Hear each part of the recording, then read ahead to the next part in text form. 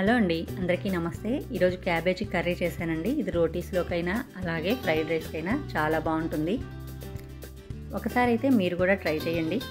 ఇప్పుడైతే ప్రాసెస్లోకి వెళ్దాము. ముందైతే బాండ్లు పెట్టుకొని ఒక 4-5 స్పూన్లు ఆయిల్ వేసుకొని 1 స్పూన్ జీలకర్ర, అలాగే పెద్దవైతే 2 ఆనియన్స్, మీడియం సైజు అయితే ఒక 3 ఆనియన్స్ సన్నగా కట్ చేసుకొని వాడ్చుకోవాలి. ఇవి కొంచెం కలర్ మారే వరకు వాడ్చుకోవాలండి. మన ఛానల్ ఫస్ట్ టైం చూస్తున్న వాళ్ళైతే సబ్స్క్రైబ్ చేసుకోండి. అలాగే గంట సింబల్ మీద క్లిక్ చేసి అలానే ఆప్షన్ని కూడా యాక్టివేట్ చేసుకున్నారంటే నేను పెట్టే వీడియోలన్నీ మీ వరకు వస్తాయి. ఆనియన్స్ అయితే వేగిపోయాయి కదా, కొంచెం కలర్ మారాయి. ఇప్పుడైతే క్యాబేజీ కూడా సన్నగా కట్ చేసుకొని ఇవి కూడా వాడ్చుకోవాలండి.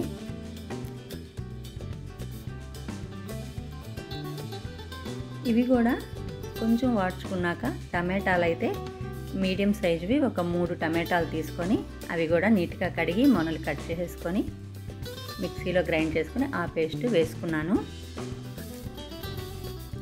ఇప్పుడు ఇది కూడా వాడ్చుకున్నాక ఉప్పు అయితే తగినంత సాల్ట్ ఇప్పుడు వేసేసుకుంటున్నానండి. ఎందుకంటే మన క్యాబేజీ కూడా తొందరగా ఉడుకుతుంది, అలాగే ఆనియన్స్ కానీ అన్నీ ఫాస్ట్గా ఉడుకుతాయి.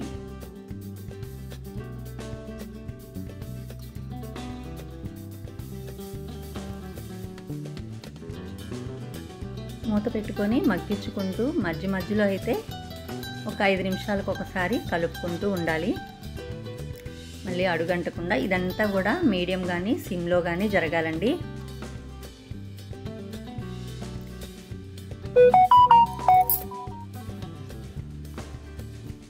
క్యాబేజీ కొంచెం ఉడికాక 1.5 స్పూను మిరప్పొడి, అలాగే ఒక 1/2 స్పూను పసుపు, 1 స్పూన్ ధనియాల పొడి, 1 స్పూన్ గరం మసాలా వేసుకొని ఇవి కూడా వాడ్చుకోవాలి.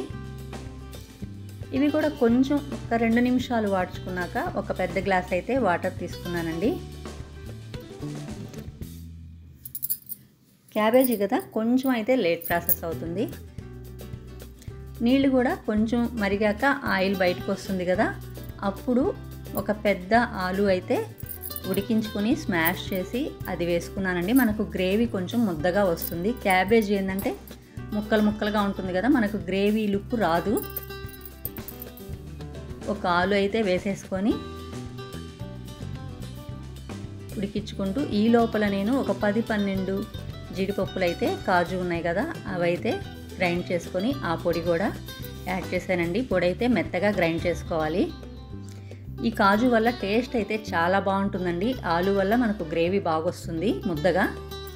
ఈ కాజు వల్ల టేస్ట్ అయితే చాలా బాగుంటుంది. మనకు డాబా స్టైల్ ఉంటుంది కదా, ఆ విధంగా వచ్చేస్తుంది కర్రీ. ఇప్పుడైతే టేస్ట్ అయితే సరి చూసుకోండి. ఉప్పు తగ్గినా కారం తగ్గినా ఇప్పుడు యాడ్ చేసుకుంటే బాగుంటుంది. నాకైతే కొంచెం సాల్ట్ తగ్గిందండి, అది యాడ్ చేసుకొని కలుపుకున్నాక చివరగా కొత్తిమీర కూడా నీట్గా కడిగి కట్ చేసుకొని వేసేసుకొని ఇంకా స్టవ్ ఆఫ్ చేసి సర్వ్ చేసేసుకోవచ్చు. కొత్తిమీర మాత్రం 1-2 సార్లు నీట్గా కడగండి. ఇంకా మన కర్రీ అయితే రెడీ అయిపోయినట్లేనండి. రోటీల్లో కానీ ఫ్రైడ్ రైస్లో కానీ బాగుంటుంది. క్యాబేజీ అయితే చాలా తక్కువ మంది చేసుకుంటారు. ఒకసారి అయితే ట్రై చేసి చూడండి. మన వీడియో నచ్చితే లైక్ చేసి షేర్ చేయండి, అలాగే సబ్స్క్రైబ్ చేసుకోండి. నెక్స్ట్ వీడియోలో మళ్ళీ కలుసుకుందాం. Thank you.